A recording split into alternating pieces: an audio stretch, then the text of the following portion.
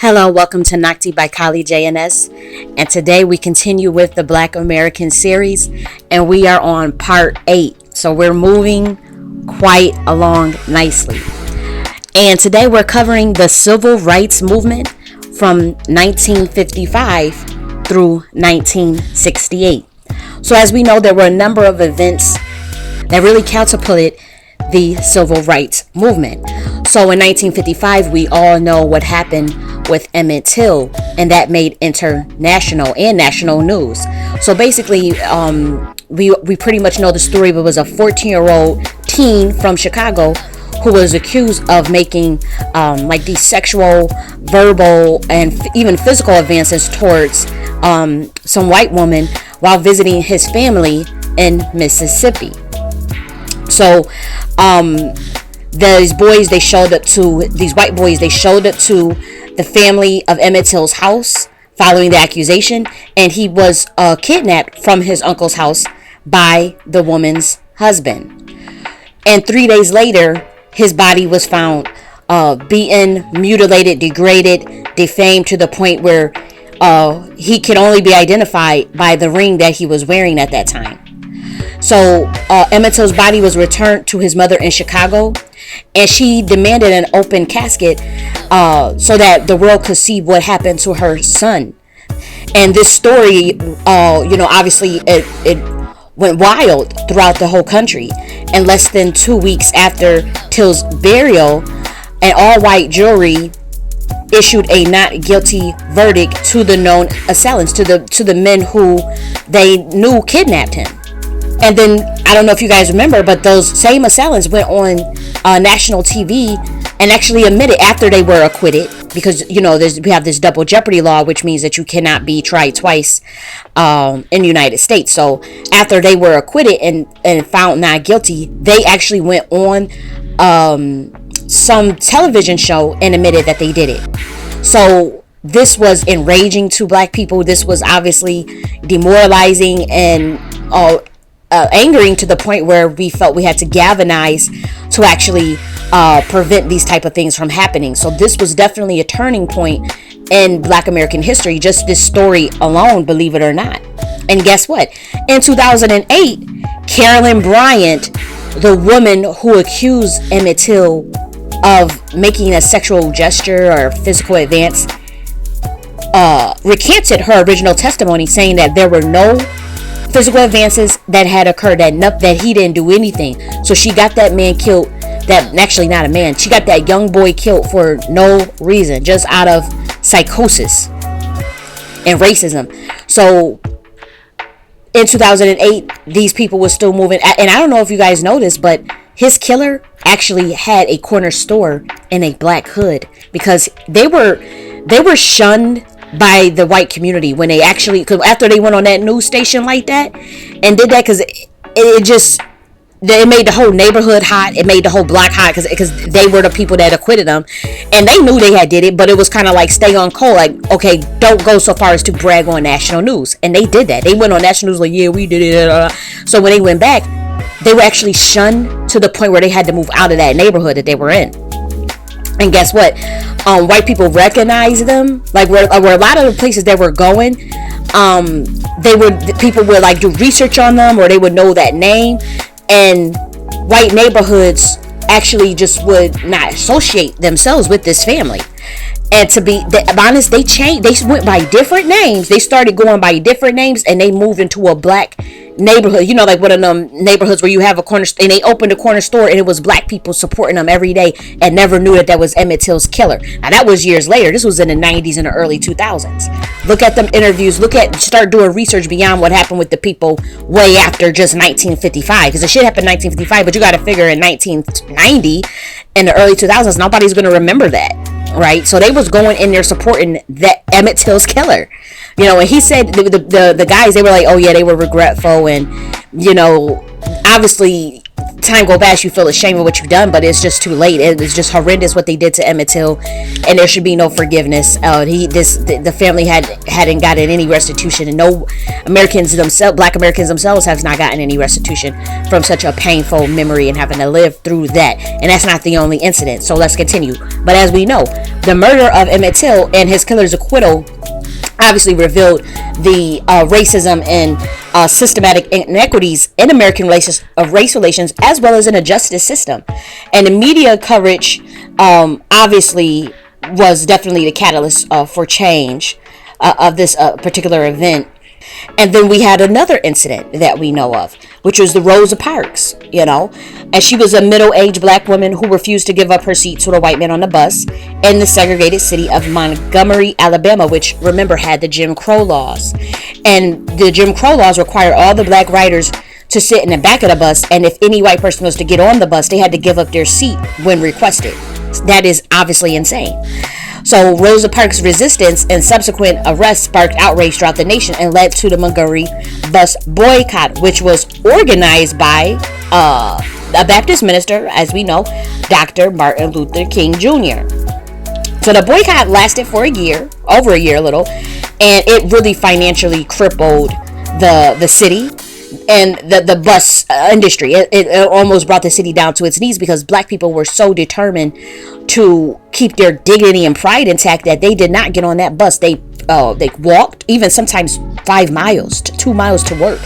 Obviously, bikes, they were popular again. Carpooling. So it was like black people who would literally go around and pick up people, for a couple of dollars or whatever to take them to work, get a couple of dollars and bring them home and stuff. We started doing stuff like that instead of getting on an integrated bus system and all this bullshit, a Jim Crow bus and all that crap.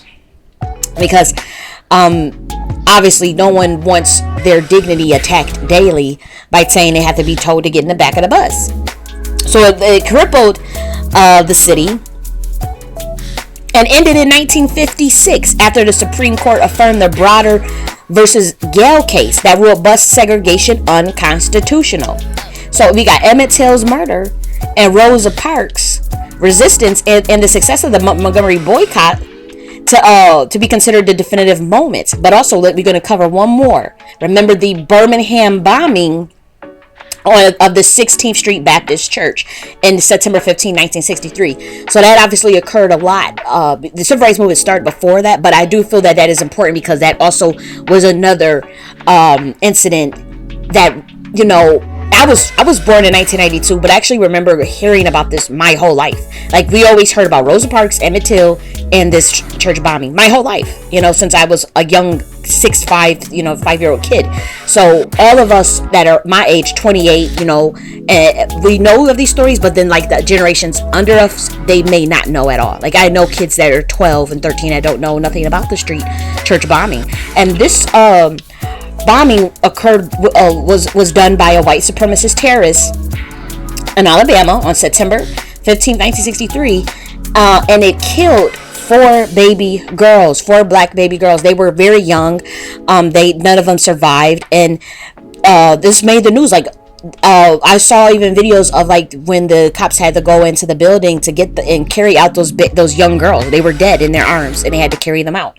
And it was 22 people who were injured at the church. So that's another incident that again occurred well within the civil rights movement. But it still was another definitive moment. All of these moments were definitive in galvanizing the civil rights movement of the 1950s and 1960s. So let's continue. So as we know, in the following years, the civil rights activism started to mobilize into actual organizations. So, of course, we had the National Association for the Advancement of Colored People. This is actually one of the longest standing champions for such civil rights ideology. And that was formed in 1909. But it really picked up, during civil rights. But then some of these organizations are not as popular as NCAAP, and that is the Southern Christian Leadership Conference, which was co-founded by Dr. Martin Luther King in 1957. And they fought to end segregation throughout the South, and they did believe in a protest. And this was also born from the Student Nonviolent Coordinating Committee, which is also referred to as SNCC. It was SNCC. And that was formed in the 1960s to organize student activism against voter suppression and school segregation. So A lot of the nonviolent protests at this time were met with violent opposition in both the North and the South.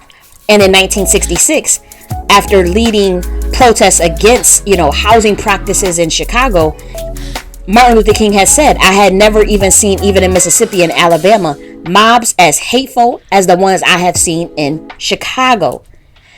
Okay, so this resistance and this movement led to even more black leaders with various ideologies that were all credible and warranted. And we're going to move on with the great Prince Malcolm X. Okay, so this movement, it gave rise to the Nation of Islam and Elijah Muhammad, Dr. Fard Muhammad. So let's continue.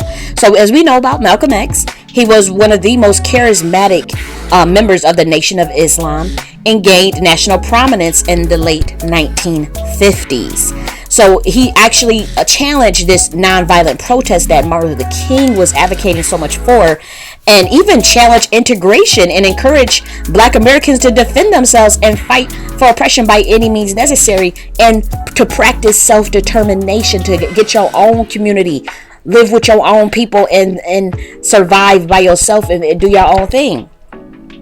So he encouraged, a certain sort of empowerment ideology, which was in contrast with Dr. Martin Luther King's to an extent.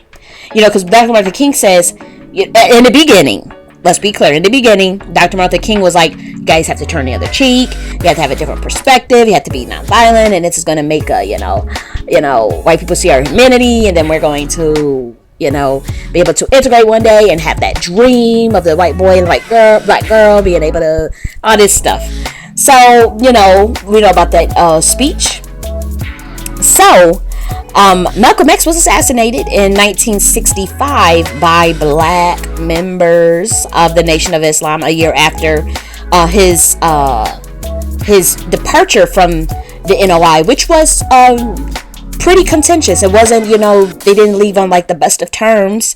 And some even argued that the United States government was behind that. There were alternative scholars who have propagated documents to even prove such thing, including even court cases. So, I cannot say that I have researched that in depth to say that, but I'm just saying that I have heard that, and I remember being in class and someone even showing me some documents about it in graduate school. So I'm just not quite sure, but that's definitely something that maybe many of you want to look into.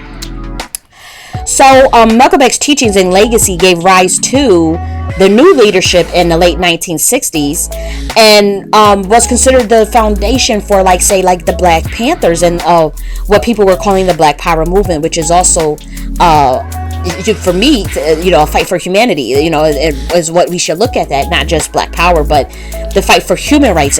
Malcolm X wanted to move it from civil rights into the human rights atmosphere, because it's like, okay, what is civil? Like, what is that, and what is the legal definition of that, and what does that mean for even black people? And it should be black rights, because then it's like civil rights can include anybody. So he picked up on that and made note of that, and wanted to do something a little bit different, because his principles were self-love, self-sufficiency, community empowerment, and self-defense as a response to such horrific racial oppression that had been going on, for the last 400 years. So popularized in 1966 by former SNCC leader Stokely Carmichael. We all know him.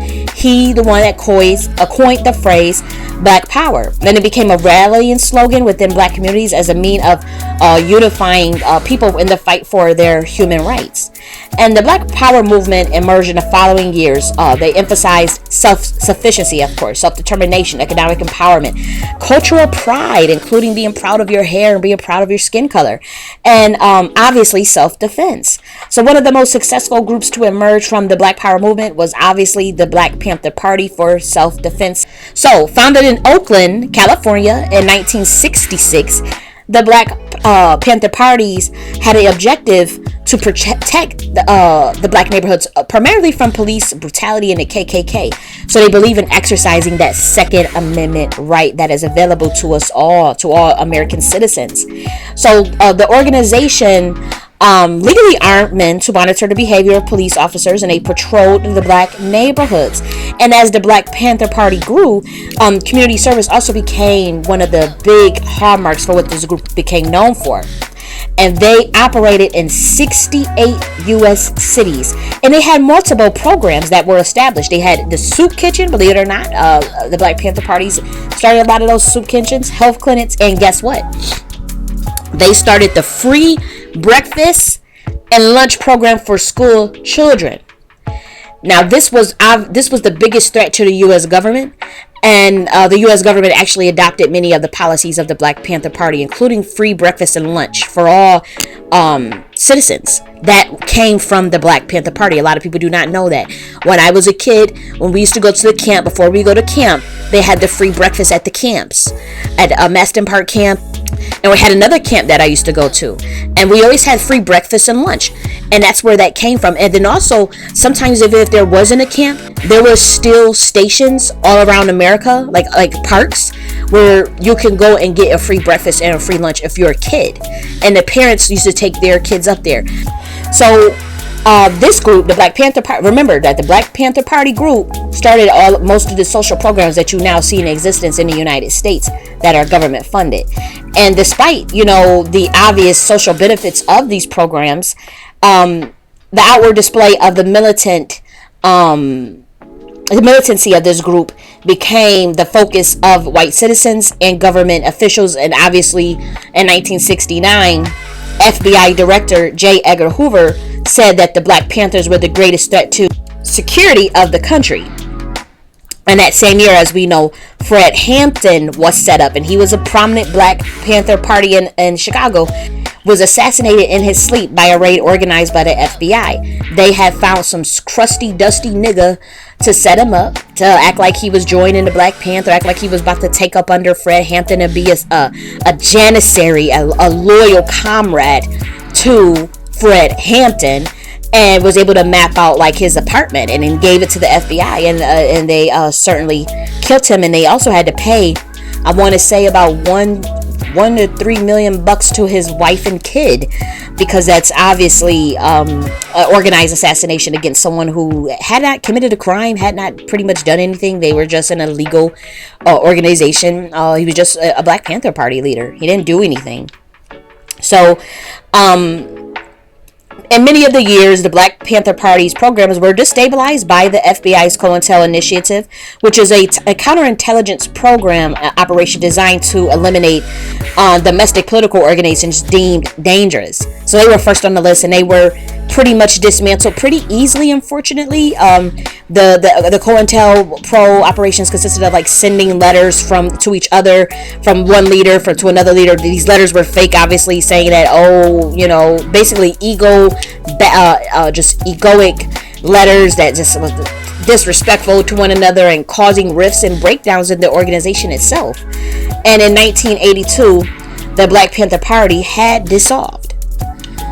So that was important to cover, because that is a part of the civil rights movement. So now I want to cover some other events that occurred during this time period as well. So in 1964, we had the Civil Rights Act passed by President Johnson, preventing employment discrimination due to race, color, sex, religion, or national origin. Then in 1965, we had Bloody Sunday, which was 600 civil rights marchers walked from Selma to Montgomery, Alabama, in protest of voting discrimination, and they were met with violent police force. Then we have the Watts riot, which was a series of violent confrontations between the city police and residents of Watts, which is a black neighborhood in Los Angeles. And this began after a white police officer arrested a black American man named Marquette Fryer as being suspicion of driving while drunk. That sparked a protest that a lot of people didn't know about. So Watts had always been having protests. Remember, they had one in 1992. Then they had one when that baby girl got shot by those Koreans. So they always be turning up. So then 1966, you have the founding of the Black Panther Party, which we just went over. And then in 1967, we have Supreme Court rules on Loving versus Virginia, declaring any statutes prohibiting interracial marriage unconstitutional. And in 1967, we also had the Detroit riot, which was a series of violent confrontation between residents of Black American neighborhoods and city police in Detroit after a raid at an illegal drinking club where police arrested everyone inside, including 82 Black Americans. So then in 1968, we have Martin Luther King Jr.'s assassination. And a lot of people don't know this, but Martin Luther King became very disillusioned with his own ideology. He had even stated, his last speech was the speech that got him killed. You know, he said that, I believe that I am integrating my people in a burning house. That, you know, the ideology of self-defense and self-determination is actually one that we do need to pursue. What was I thinking? You know, what am I doing to my people? So he made that revelation and that epiphany. He had that epiphany, but it was too late because Black people were already drunk off of the Kool-Aid, and they were really buying into this stuff and could not even see the foresight that Malcolm X could see quite clearly, and that Martin Luther King eventually could see himself. And you know, once he started preaching more of that reparations, he was like, we got to get our reparations, we got to get our money. He was like, okay, well, now that I'm popular, and now that, you know, because he was like one of the biggest civil rights leaders in the country. You got to figure, I think there was like 250,000 people that showed up to that monument on Washington or whatever. So there were a lot of white people supporting him too. So he was like, let me make a pivot and try to get them reparations, and then we can work with this self-determination and the poor people's campaign. We could focus, if we can get Black people to get their reparations, and we could really focus in on the actual poor people to galvanize more white people underneath that ideology. I personally don't think that would have worked because poor white people, they still will hang on to whiteness even if it's against their own interests, even if they do have more in common with other minorities. They will still, they feel like they have to go against Black people. So he at that time was of the mind that we could all work together as the poor people, whatever. And that obviously got him killed because that's like damn near what was viewed as communism. Like he got put on the list for that. So he got assassinated by some white guy, but even his own family does not even believe that the guy that they accused of killing him, they don't believe that he was the one behind it. They never did, and pretty much a lot of people don't, Black and white, and a lot of scholars have concluded that that was a setup too.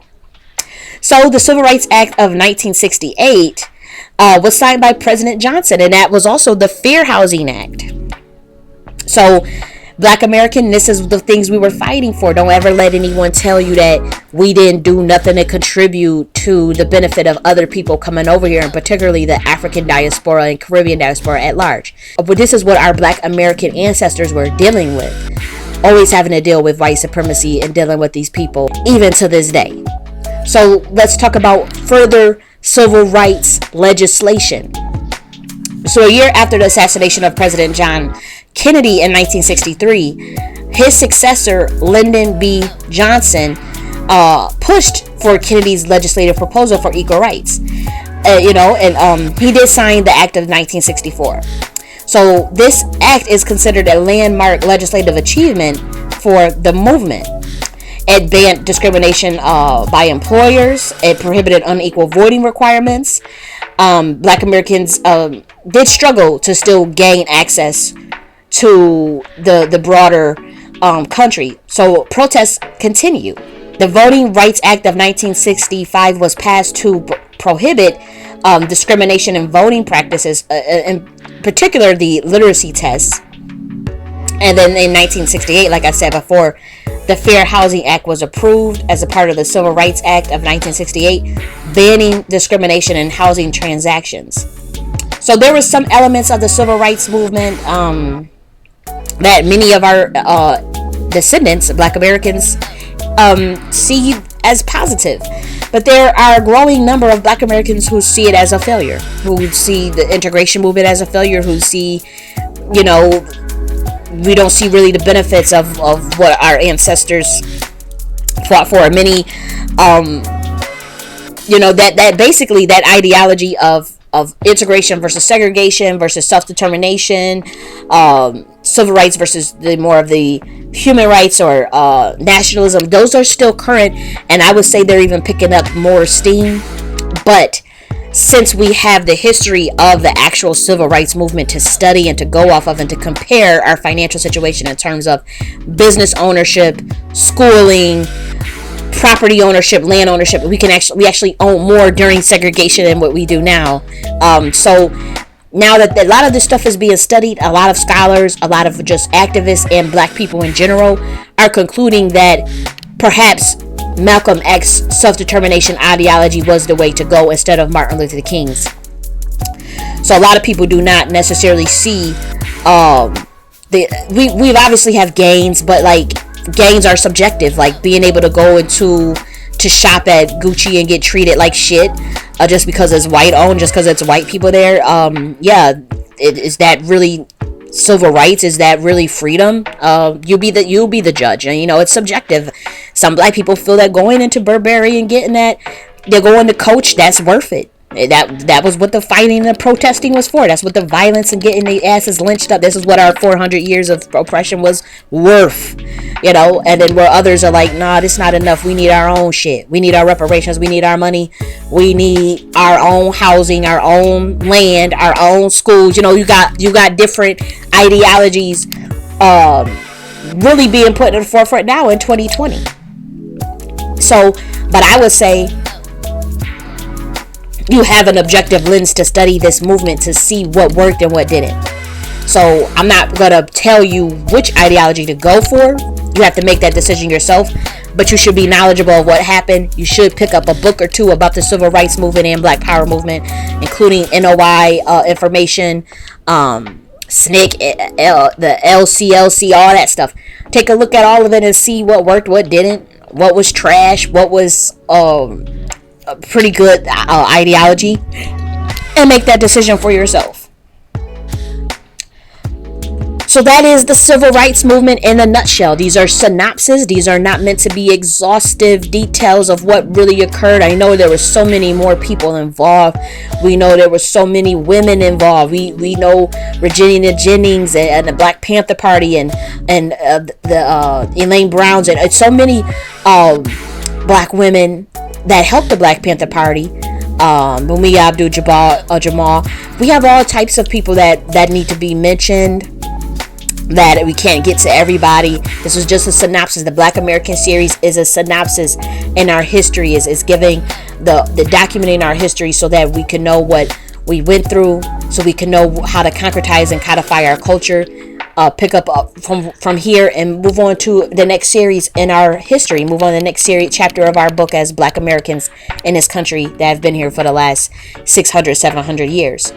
So remember all the things that I've told you about the civil rights movement. It's pretty exhaustive history, and many people marched in civil rights. Marching is marching. So a lot of people they say they participated in that, and they will use that as some sort of badge of honor in today's society. Normally white people do this. This is not black people that do this. But marching is marching. We still marching in 2020. We still damn marching. And what has been done and what is getting done. So those are questions you want to ask yourself. I'm not coming at the civil rights movement. Whatever my personal opinions are, I'm not going to put them in this particular video. I'll make a separate video for that. But just know that objectively, we had different streams of ideologies going on at the time. You had the civil rights movement, black power movement, human rights movement, things that were based on, like, even the Moorish Science Temple was out at this time. All types of stuff was being developed. And I even want to say, I'm not even sure, but maybe the Nubian Nation was around at this time. Maybe not, definitely not the 60s, but probably the 70s, 80s. I'm not quite sure when they came into existence, when Dr. York started teaching. But there were different streams of thoughts really going on, and black people were freaking geniuses in the 60s, 50s, before that crack epidemic, before the, what happened with the crack and who put it in our neighborhoods, to really dumb down the genius of the whole generations. They needed crack babies and needed the neighborhood to kind of just go astray. They actually were paying black men to go into communities to sell drugs to their own people, crack. And crack is highly addictive and it's cheap. So they were doing this, and we all know of genius people who got caught on crack, women and men. I know them personally. I talk with every Black American I've ever known. They know at least one person in their family that got strung out in that crack epidemic. This was a fact. It affected so many of us, and it has not been studied purposely. Yes, they had the war on drugs, which we're going to talk about. We're going to get into all of this. But that wiped out a generation of brilliant minds. If you look at some of the things, like say in the Schomburg Center, you look at some of the books that Black women and men were writing during this time, when they were talking about how do we codify our own culture. They were talking about this in the 60s and writing books that are in museums to this day, locked in votes and stuff, that are not well known. These are from like random Black people that were not like civil rights leaders at all. They were just people who, they were philosophers. There are a lot of Black philosophers, believe it or not, and those books are in museums. But if you read some of that information, you get your hands on it, it's quite brilliant. It's like what happened, because like in 2020 you can't find material like that, but that kind of material influences my writing, you know, it influences me and influences many others.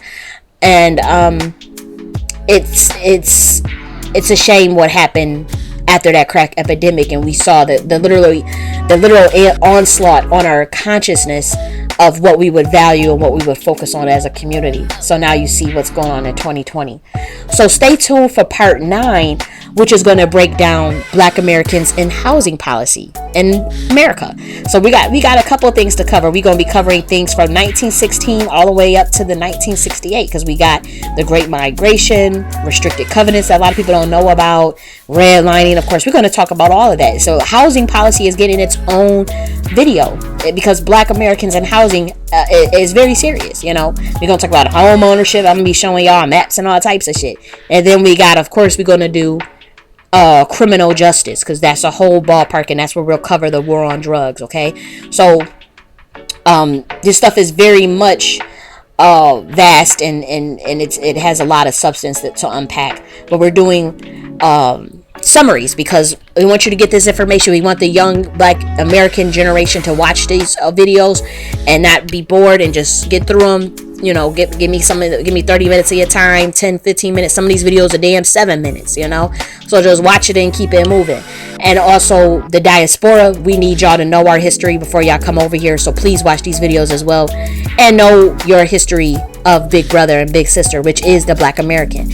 We've been looking out for y'all, and y'all have turned y'all asses. Y'all gave us y'all asses to kiss, and we will never forget that. So y'all have an opportunity to mend this by knowing the history of the people of whom you guys want to disrespect, or whom you guys want to even be around, even be friends with.